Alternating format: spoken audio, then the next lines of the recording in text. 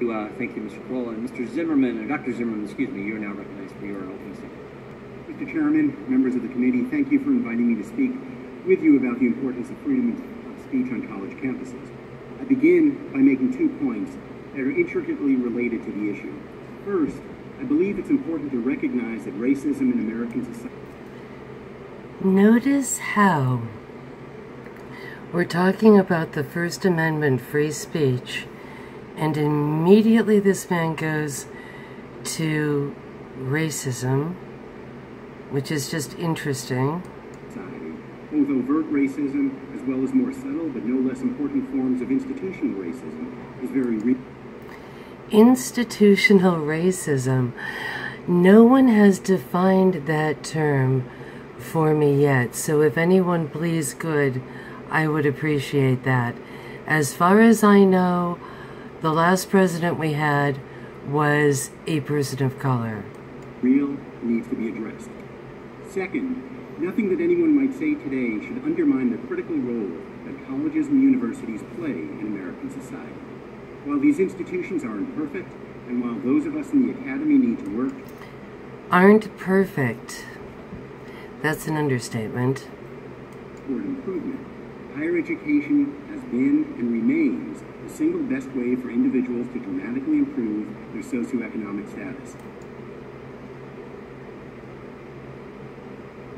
Wow, so now he's pushing the socioeconomic status thing when this college is socialist and is against capitalism and the pursuit of money. Remember, they churn out state workers and gasp teachers. Beyond that personal benefit, there's ample evidence demonstrating that society is richer when it's well populated by an educated citizenry. I've spent almost 40 years working at institutions. I'm not even sure what he said there. It's like he sort of mumbled away and just said what society's better if we just sort of mix it up. And, well, let's just listen. Institutions as a faculty member and administrator, promoting the value of a liberal arts education.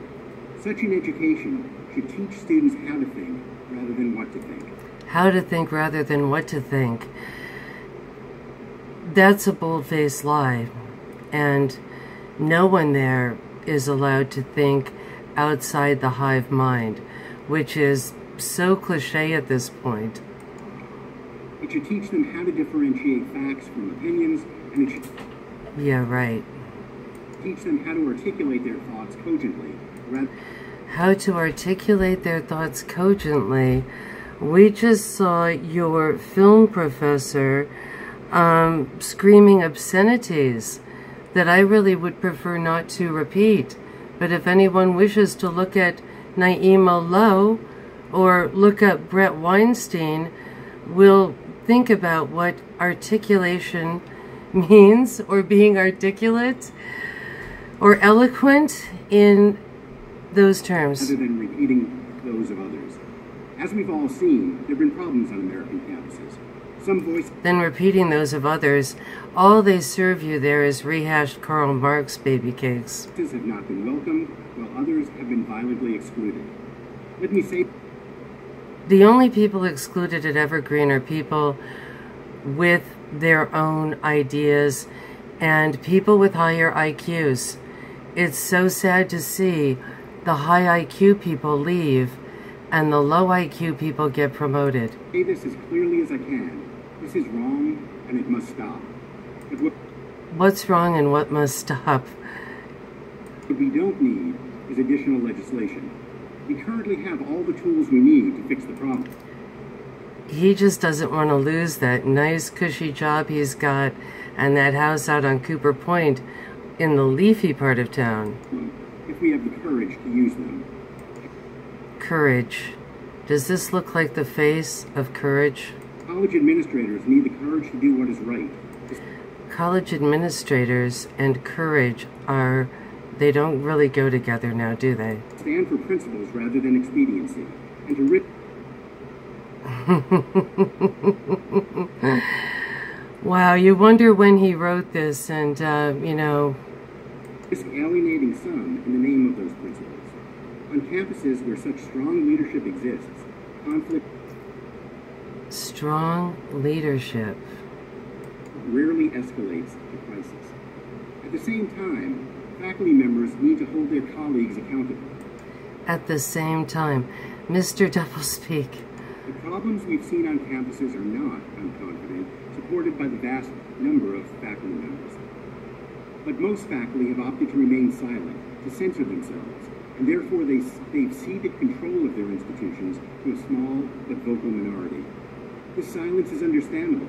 Speaking out distracts people from their important work of teaching and scholarship, while often bringing them into conflict with their colleagues. Asking faculty to encourage civil discussion and to celebrate a range of voices and perspectives is asking a great deal of them, more than we see in our political discourse. But if diverse opinions are not celebrated on campuses, where we're supposed to be trafficking in ideas... Diverse. You know, it all comes down to code words now. And diverse doesn't mean diverse. It's just like pride doesn't mean pride. That which is shameful is that which is pride. Everything is inverted now. There is no diversity. I doubt they'll find any welcoming environment. When we shut out voices, we shut out ideas, and serious consequences ensue. Such is true. Part of the problem on campuses, I believe, stems from a rise in the belief that all knowledge is socially constructed, and that there are no absolute truths, or the concept of postmodernism, as it is known in academic circles. Why has this idea made a comeback now?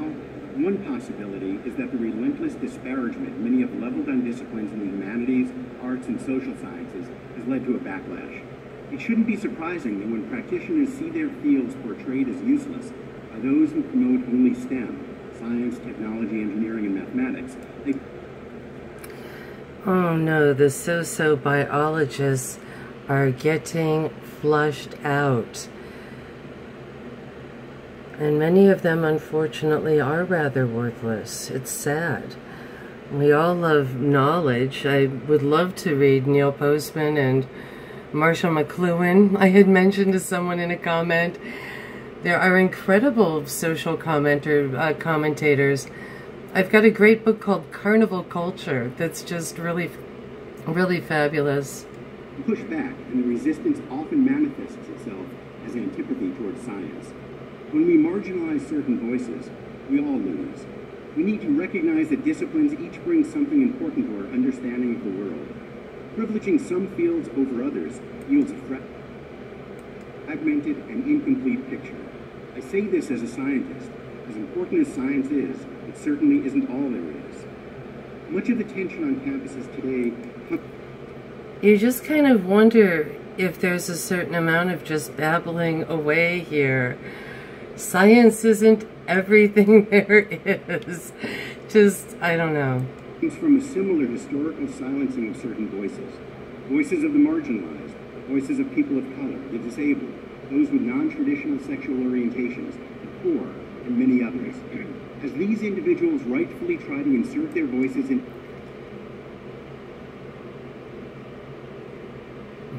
the conversations, tensions arise.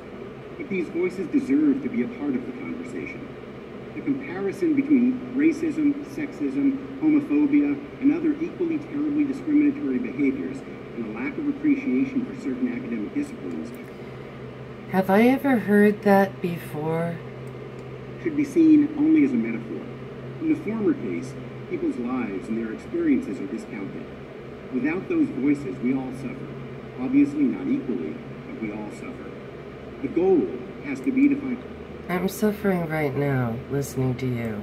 Ways to celebrate ideas, a wide array of ideas, and the people who hold them. But such a celebration requires not only that more voices be at the table, but that all of us listen... Celebration. Another good little key word in there. Listen to those voices. Looking beyond oneself, listening to what others have to say, understanding a perspective other than your own, even if you don't agree with that perspective, after all, is what a liberal arts education is all about. I'm sorry, I just couldn't even...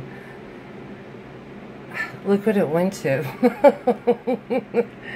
Anyway, good night, everybody.